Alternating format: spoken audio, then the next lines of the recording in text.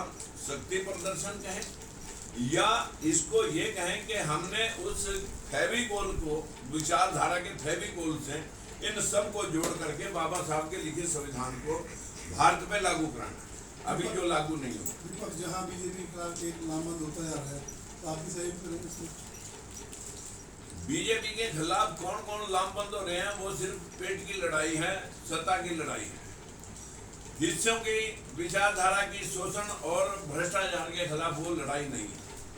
जो पार्टियां इस मिशन के तहत बाबा साहब के संविधान के अनुरूप इस तबके के हकों की सुनिश्चितता जो लेकर के इस टीम को जोड़ना चाहेंगी, वो तब ही जुड़ पाएंगे जब हम बाबा साहब के संविधान में लिखे उन भावों को प्रकट कर दें और उनको सुनिश्चित कर दें। धीरे धीरे जिस तरह सरकारी नौकरियां खत्म होती जा रही हैं और अब प्राइवेट क्षेत्र में ही बढ़ता जा रहा है, तो आपको लगता नहीं आरक्षण जैसी चीज का कोई महत्व नहीं रह जाएगा? देखिए, आरक्षण 100% जब देश जातियों में बंटा हुआ है, तो फिर क्यों ना सभी जातियों के लोगों को उनकी हिस्से मुताबिक, चाहे वो एक नौकरी बचे, चाहे वो 10 बचे, चाहे जजों की हैं नियुक्तियां, चाहे वाइस चांसलरों की नियुक्तियां, प्रोफेसरों की नियुक्तियां, जो भी सरकारी बचेगा या जो भी अर्ध सरकारी बचेगा, उसमें उनकी सबकी हिस्सेदारी समावेश होनी जरूरी है। जो आजकल मेन मुद्दा जो चल रहा है आजकल, यूनिफॉर्म सिविल कोड, क्या मानते हैं? यूनिफॉर्म सिविल कोड में जो एक समाज को जो टारगेट करके जो कोशिश कर रहे हैं, लेकिन इस यूनिफॉर्म सिविल कोड में जो ये लोग हैं, जैसे हिमाचल में कानून और हैं, JNK के अंदर और हैं, और बांग्लादेश के पड़ोसी राज्य वेस्ट बंगाल में कुछ और हैं।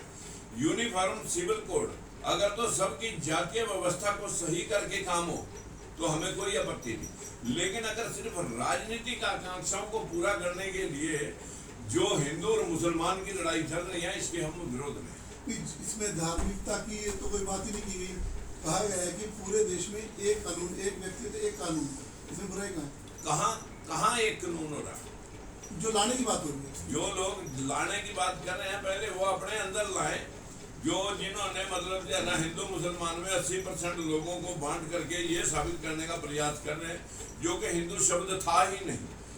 व्यवस्था तो यहाँ बुद्ध की और जैन धर्म की थी। यहाँ इस व्यवस्था में हिंदू धर्म का तो नाम कहीं आया ही नहीं था। ये तो जो है ना कुछ लोगों ने 1925 में ला करके ये सारा जो प्रपंड खड़ा किया कि भाई हम तो माइनॉरिटी में आ जाएंगे, और ये जो अगर बाबा साहब के संविधान के मुताबिक सबके हिस्से सबको प्रतिनिधि संख्या बल के आधार पर मिला, तब तो हमारा कोई अस्तित्व खत्म हो जाएगा। तब ये सारा हिंदुइज्म स्टार्ट हुआ। हरियाणा की राजनीति को कहाँ मानते हैं? जेजेपी बीच में गठबंधन। देखिए, यहाँ पर कांग्रेस और बीजेपी अपने आप को जो है ना वो लंगोट कस के कह रही है कि हम छोड़ेंगे नहीं कुर्सी, और दूसरे कह रहे हैं कि हम आए पड़े हैं। लेकिन SC, ST, OBC और माइनॉरिटी के लोग दोनों को जिन वोटों को ये लोग गिद्ध की नजर से देख रहे हैं, इनकी जो है ना अब के आंखों के ऊपर पट्टी करके दिखाएंगे। राजकुमार सैनी शोर पूरा मचाते हैं, हल्ला पूरा करते हैं, OBC की SC की आवाज उठाते हैं। जब चुनाव आता है तो फिर कुछ भी रिजल्ट नहीं आता। पहला काम होता है पहचान। राजकुमार की एक पहचान पूरे इंटरनेशनल लेवल पर है। क्यों? गुंडागर्दी के खिलाफ, ये आप भी मानते होंगे कैथल वाले। दूसरी बात थी कि जिस विचारधारा के तहत हम चुनाव 80 सीटों पे यहाँ पर लड़े थे, बीजेपी 80 सीटों पे यहाँ पर लोकसभा की 10 सीटें जीतते हुए 80 विधानसभा क्षेत्रों में बढ़त में थी, फिर 40 पे आकर टिक गई थी, और मेजॉरिटी में उसमें सरकार आ गई थी। वो जो हालात था उसका इतना पतला था, अगर उसको जमुना पार भेजने वाले लोग ग्लूकोज न देते तो वो धराशायी थी, दोबारा से मिट चुनाव होते। फिर दूसरा मकसद था कि किसी को धराशायी करना। अब तीसरा मकसद है सबको जोड़ करके इस देश की राजनीति में लोगों के हितों के हो रहे खिलवाड़ को रोक करके लोगों को स्थापित करना। पहले राहुल गांधी ने मोहब्बत की दुकान खोलने की बात की, पद यात्रा की। अब कांग्रेस हाथ से हाथ मिला के यात्रा कर रही है। आपका ये हाथ से हाथ तो बहुत देर से मिलाते रहे हैं। हम कांग्रेस बीजेपी की लड़ाई को, चाहे वो कोई भी हथकंडे अपनाए, हम इन हथकंडों को बहुत नज़दीक से देख रहे हैं। अब SC-BC आपको आज बता देगा कि यहाँ अब क्या होने जा रहा है। SC-BC को किसी के साथ तो लगना पड़ेगा, किसी बड़े दल के साथ। क्यों? हम किसी की पूरे देश में अकेले नहीं कर क्यों नहीं कर सकते? आपका सुझाव किस तरफ जुड़ा जाएगा? हम क्यों नहीं कर सकते? हम करके दिखाएंगे। तो आप किसी तरह को समर्थन नहीं करते? बिल्कुल, हमने समर्थन की क्या लोड़ है? हमारे पास वोटें ही 80-85% है। जी, उपचुनाव में आपने ब्राह्मण कैंडिडेट का सहारा लिया था सबसे पहले। हाँ, उन्हीं ने हमारा जो है ना हमारे कपड़े लीड़े उतारवा दिए, इस बात को कह करके उतारे कि ये लीडर बैकवर्ड का है, इसको यही खत्म करना जरूरी है। 3 दिन पहले सारे ब्राह्मण बीच में से गायब हो गए थे और ये करिश्मा किया था एक समाज के कुछ लोगों ने। वो तो फिर भी 15,000 वोट ले गया था आपके विरोध में, 5,000 वोट आए थे उपचुनाव में। उसके बाद भी आप ये तो कहो जिनके बाद बाप डिप्टी पीएम रहे हैं ओम प्रकाश चौटाला परिवार के, उनके 4,000 आए थे, वो नहीं भूल गए। आप किसी जाति विशेष को टारगेट करके लीडर बनना चाहते हैं, समाज को उठा के बोलना चाहते हैं? इस देश में तो पूरी राजनीति विसात लोगों ने जातियों को टारगेट करके ही विसार की है। मैं कल्ला कौन सा मतलब जो है ना कोई नया काम कर रहा हूँ। हम तो SC BC ST ST OBC minority के 85% लोगों की बात कर रहे हैं। और जो देश के अंदर 15-20% सिस्टम उसको कैसे हाईजैक किया लोगों ने, धर्म के नाम पे किया, जातियों के नाम पर किया, क्षेत्रों के नाम पे किया।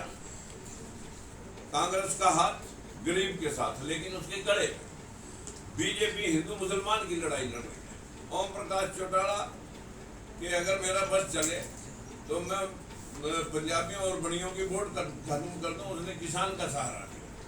यहाँ पर काशीराम जी भी आए, उसने हो रहे भेदभाव को मद्देनजर रखते हुए उन लोगों को उस परिस्थिति से अवगत कराया कि जो लोग आपका शोषण कर रहे हैं, कौन नहीं कर रहा है। पहलवानों के ऊपर आपने क्या प्रोग्राम, आप क्या करेंगे? मैं पहलवानों के और जो ब्रिजभूषण के ऊपर इतना जरूर कहूँगा कि दोषी को सजा जरूर मिलनी चाहिए अगर उसकी छेड़खानी में हाथ है। क्या आपको नहीं लगता आज के समय में बाबा साहब को सभी मानते हैं पर उनकी कोई नहीं मानता? बाबा साहब को सिर्फ वोटा रिझाने के लिए इस्तेमाल किया जाता है। ये बाबा साहब के वंशज बैठे हैं। अगर उनको बाबा साहब के लोगों को फिक्र है तो जिस व्यक्ति ने पूरा जीवन समर्पण कर दिया, क्या उन परिवारों के लोगों को कहाँ जगह मिली? यहाँ राजगुरु सुखदेव भगत सिंह को कहाँ जगह मिली? उसके परिवार के लोग आज भी एक छोटा हाटा बा चला रहे हैं। बाकी की बातें जो है ना हमारे बाकी और अभी हमेश राम जी के पहले जो है ना बाबा साहब के परिवार के सदस्य